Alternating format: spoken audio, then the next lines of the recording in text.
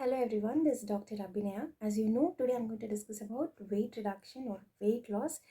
And this has been a long time. After a long time, I'm going to start a video. So this is the first phase video I'm going to do. So if there's any mistake, kindly pardon me. Without wasting much time, let's get into the video.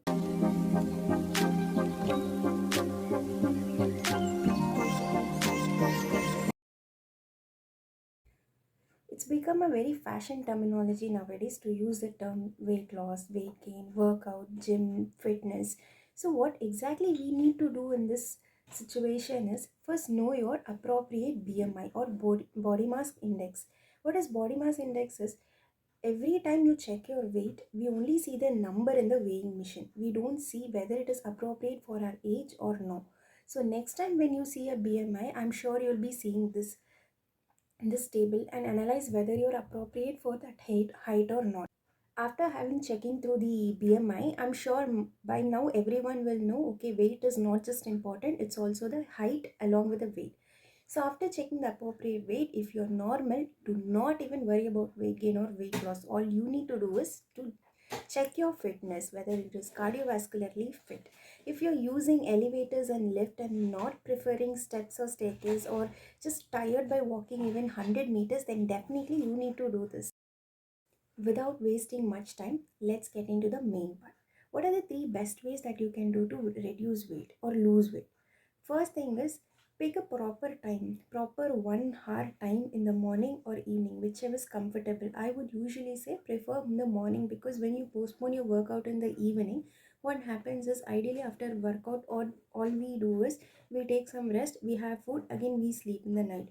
But when you take workout in the morning, that is especially when you're in empty stomach, it's more effective because the effectiveness is carried out throughout the day, which is ideal for any work that you do. You might be in any profession, doctor, engineer, police, laborer, anything.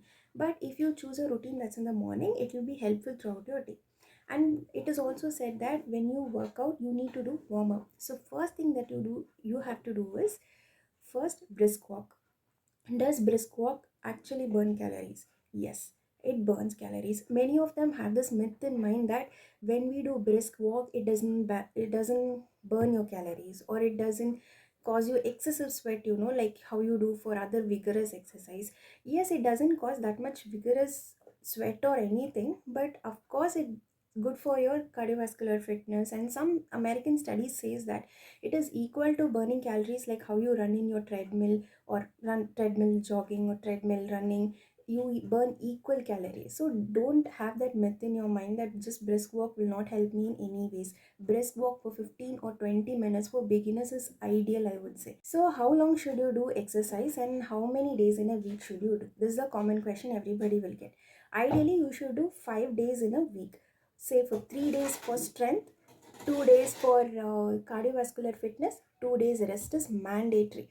Like many of us, like for you, if you choose a yoga as your working out app, in yoga you have certain postures like cat cow pose in sleeping posture and cat cow pose in sitting posture, plank in elbow, plank in straight arm pose.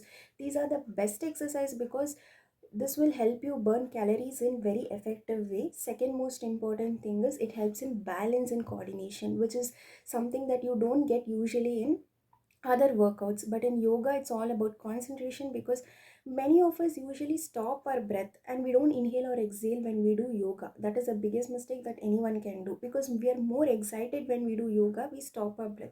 That should not be done. We should inhale, exhale. And second most important thing when you do workout is focus on your posture and forget about everything that's happening around you. That is even more important. And don't hold any joints too tightly, especially when you bend and touch your toes. It's be training in the beginning, but after 20-21 days it will be easy for you to stretch and touch the toes. So do not worry anything that you cannot do in the beginning. Even push-ups minimum 25 you should do if you're concentrating on weight loss. But if you're not able to do push-ups, do not worry because you can do try push-ups in wall, like hold, like how you do it in the floor, you can try it on the wall, and slowly you can transfer yourself into the floor, and you can use bend your knees, and then you can do push-ups. Those images I'll be putting in my upcoming videos, but for now, as a beginner, I would suggest you do some yoga postures, at least with 25 push-ups and 20 or 30 seconds of planks, self-sufficient. Now coming to the third most important part, that which increases 50 to 60% of your cardiac output, which we call it as cardiovascular fitness. Now what is it? You can usually pick cycling or you can pick skipping. I usually prefer skipping because I don't have cycle right now. But if you're a person who likes cycling, then you can choose it. A study was done in America to know which was better, whether cycling or skipping. They have compared half an hour of skipping with half an hour of cycling. What they came to know is the number of calories burned in half an hour of skipping was more when compared to the half an hour of cycling. That we all know because we usually don't skip for half an hour continuously. We usually go for a cycling or any like traveling activities for more than half an hour, or say 5 kilometers. We keep a target and go. But when it comes to skipping, we usually don't do it for more than 10-15 minutes. If you're doing it, that means your cardiovascular system is excellent, that you need not have to worry about anything. But if you're a person who want to have a choice, like whether this or that, then I would say just 15 minutes of skipping is so much for weight reduction. Ideally, when you concentrate on weight reduction, more number of calories which you burn, we will be more happy because we'll imagine ourselves to be like be in that shape, right? But more than shape, I would say stay healthy. That is more important thing that you need to be concentrating. So ideally, I would say half an hour of cycling you can choose because it's more easy, right, when compared to half an hour of skipping. So finally, to summarize, I would say if you're a beginner and you're like planning for workout and all, just give 1 hour at least. Usually they advertise by telling 10 minutes of workout, 20 minutes of workout, and your life is only changed. That if it was so simple, then everyone will look like Shilpa Shetty and the figures that we imagine in our mind. And whatever health we are having is more than enough. And if you're not healthy, that is what we need to concern more than weight loss or weight gain. So I would say at least for a beginner, 15 minutes of brisk walk, 15 minutes of yoga, and 5 minutes of rest, followed by you can pick 40 seconds of plank, and then you can go for 10 to 15 minutes of skipping. Self sufficient, either in the morning or in the evening. Now coming for weight loss. Weight loss, what you need to do is cut down the brisk walk. Just 10 minutes of brisk walk you do enough.